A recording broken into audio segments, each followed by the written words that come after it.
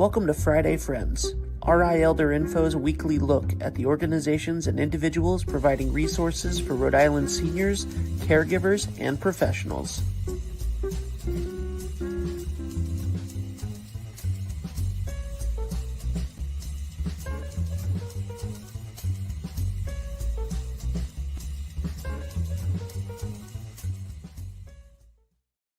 Good morning, everybody. Happy Friday. It is 9 o'clock on Friday, and you are watching me, Deb Burton, Executive Director of RI Elder Info and host of the weekly streaming podcast, Friday Friends, where every week I bring you information that you or someone you know needs to know about. So please make sure you hit the like button, the share button, the bells, the whistles, all those social media cues that say, hey, check this out. We are having a great conversation today with Elizabeth Tabor in regards to recognizing signs a loved one may need more help. Particularly important as we're visiting our family and friends over the holiday season. So make sure you help us get the word out. Now, speaking of getting the word out, we would not be able to bring you Friday Friends without the support of our sponsors. So a big thank you to Point 32 Health Foundation, United Healthcare, and especially McCarthy Law. Here's a message from McCarthy Law. Here at McCarthy Law, we practice in the areas of estate planning, long-term care planning, elder care law, and residential real estate. Our focus is really on providing peace of mind to our clients. If you're interested in scheduling a consultation with our office, you can feel free to reach out to us at 401-541-5540. You can also reach out via website at www.mccarthylawri.com. You also should check out our social media, both on Facebook, Instagram, and LinkedIn for some helpful tips and tricks. Hi, Elizabeth. How are you? I'm doing great. How are you, Deb? Good. It's been a minute since you've been on the show. So please share with everybody what you do and where you do it so they have a context for our conversation.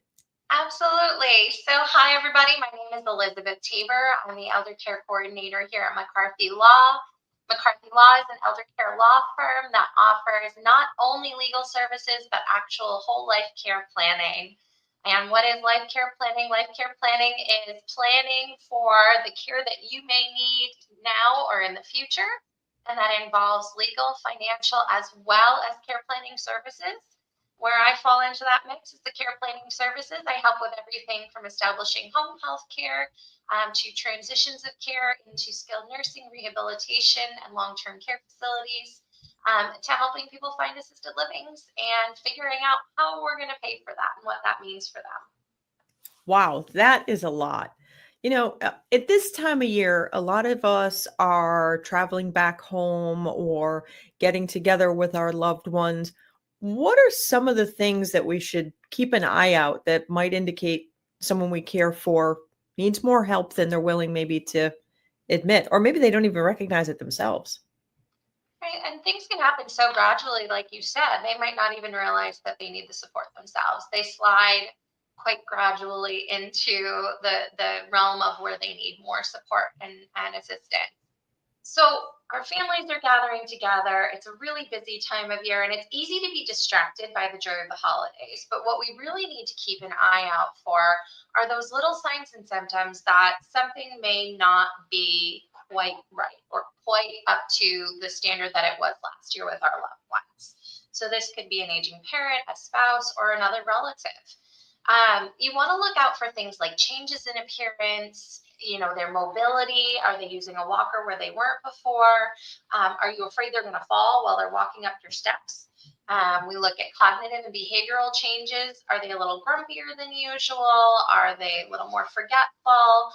Are they, leaving pill bottles on the counter? So you go to pick up your loved one and they've got pill bottles everywhere, or you, God forbid, see pills on the floor. Clutter, things piling up, dishes piling up, unpaid bills, avoiding those gatherings, saying, I'm too tired, I don't want to go. And then driving concerns. So you might have, Uncle Morty's coming to visit and he's got a brand new scratch on his brand new car. They've, sat down for their meal and they're just picking at it. They're not really eating it. We look at things like caregiver strain. So the husband and wife come together and the caregiving spouse looks exhausted and Mm. kind of use the opportunity of having others around to, you know, disassociate themselves a little bit and give themselves some self-care time. And then your biggest, truest sign is your instincts. Trust your gut. Something feels off. And if you leave their home feeling uneasy, or if they leave your home and you're feeling uneasy, pay attention to that. So if we do notice that, if we notice that, they're not able to take care of their home anymore, like, I don't know, I don't love currently like getting down on my hands and knees to scrub the tub. I still do it because I can, but as we get older, that might become a lot more challenging. Or if somebody did drop a pill, maybe bending over, leaves them like feeling woozy kind of thing. So if we're seeing these things in our loved ones, what action should we take? Well, I think the first thing you need to do is have a little bit of a powwow with yourself, and outline what your boundaries are. What are you capable of doing and facilitating? What are you volunteering to do if you're having this conversation? And then what resources do you need to have in your back pocket before you even address or start the conversation with that loved one? That way you feel better prepared, you feel better educated about what's available, and you feel more able to give them that compassion and concern that you really truly feel, instead of getting wound up in the logistics of everything that you're trying to accomplish together. So always start with a gentle and supportive conversation. Ask them how they're feeling. Ask them about what their point of view is. Do they see issues? Do they see a problem? Hey mom, I noticed the same dishes in the sink have been there for a while. Do you want me to handle that? So you can set your boundary there and don't offer to handle the dishes. Or you could say, Mom, is it too much? I think I have a plan for you, or I think I have a resource that can help. A lot of times it's not just one thing you're seeing either. A lot of times we kind of need to be smacked over the head with it, so to speak. Where, it's not just the dishes in the sink. It's the dishes in the sink and the pile of pill bottles on the counter, and mom, hasn't been changing our clothes so often. So, you came on Monday and on Wednesday she's in the same outfit, and so you can put the puzzle pieces together. And a lot of times the resources that we have can tackle more than one issue at a time. So you could say, research some of those visiting nurses associations that do private duty home health care, and say, okay, well, that would handle dishes and housekeeping and helping mom change her clothes. So it doesn't have to be as complicated as we think it is. It's a lot of different task items a lot of the time, but we can handle it with generally, fewer services that multitask for us. We want to request a check-in too from their primary care doctor or a specialist. So you may have a neurologist or a dairy psychologist that your parent or loved one has been seeing, and you might say, I want to check in with them. I'm noticing mom's more forgetful. That might even happen, before you have the conversation with your loved one, because you want to establish where they are in terms of being able to absorb the information that you're trying to get across. You need to consider the resources that are available, and Deb and Rhode Island Elder Info are a wealth of resources for that kind of thing. They make it easy to access what you need and the information when you need it. And then connect with an elder care coordinator. Hi, that's me. This is my favorite time of year because I can help so many different families with so many different, challenges and logistics. And the sooner you involve an elder care coordinator, the better the outcome will be for your loved one and for yourself. It doesn't just involve the logistics of obtaining resources and coordinating that care. It's a hand to hold. It's boots on the ground. It's somebody else who can be a buffer when it comes to any resistance that comes up in your loved one. They may not want to hear it from you, but they may be a little bit more comfortable hearing it from a professional. We get very creative at this time of year as well. So we may say, that your loved one's experiencing more confusion than usual, let's try A, B, and C. Let's involve the neurologist, let's have a geri-psych consult, and let's make things easier for that individual at home, because maybe it's a burden thing where they have just too much on their plate to manage. Are you able to help families or give some pointers when their loved one is like, nope, I'm fine? Because as much as we like to say the hardest 3 words are I love you, the reality is it's I need help. So do you have pointers for families to be able to start these conversations with their loved ones? Because sometimes it can feel kind of sandpapery to start those conversations. That's the hardest part for a lot of our families. They often come in and talk to me before they even talk to their loved ones, because they just don't know how to initiate that conversation. And my advice is always to be very transparent and honest, because that's what we're all looking for in the people that truly love us, right?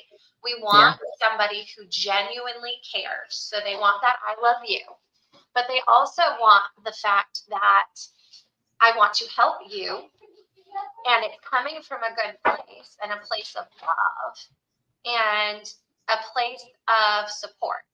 And support can mean a lot of things to our geriatric population. Support for some people means I need help and I don't want it. For other people, it means I need help and I don't know what I need help with. And then for others, that I need help and let's do this, let's get it. So there's a very huge range of the responses that we might get from our loved ones. But again, honesty, coming prepared to the conversation, and sitting down and being an advocate for the love and quality of life that they want to see for their loved ones. It's never easy. Sometimes involving an elder care coordinator, especially when there is somebody experiencing cognitive impairment. Maybe it's mild cognitive impairment now, maybe it's dementia. We might not know. But sometimes people respond differently to a professional initiating that conversation, and sitting down and saying, hey, I came from your elder care coordinator's office and I see A, B, and C. Let's talk about it. You know, the big thing is that coming from a place of I want to support your independence and advocate for your autonomy, so your decision making. And if we can support this now, then we can prevent some issues down the road. And so we have to be humble, because we want to tell people what to do, right? It's easier to tell people, I see this, and we have to do that. And it doesn't work that way. Real life, you push and they push back harder. So if you come from, rather than pushing it on them, lifting them up and supporting from the back end, it goes over a lot better for our loved ones and for ourselves, because half of the stress the caregiver experiences is that guilt and strain from communicating with their loved one. Yeah. This has been so helpful, Elizabeth. If there were, say, 3 things that people should really watch out for as they visit their loved ones, what would those 3 things be to keep an eye out for? I think my number 1 is something is not right. Trust your gut. Something is not right. You get a feeling about how they're feeling, right?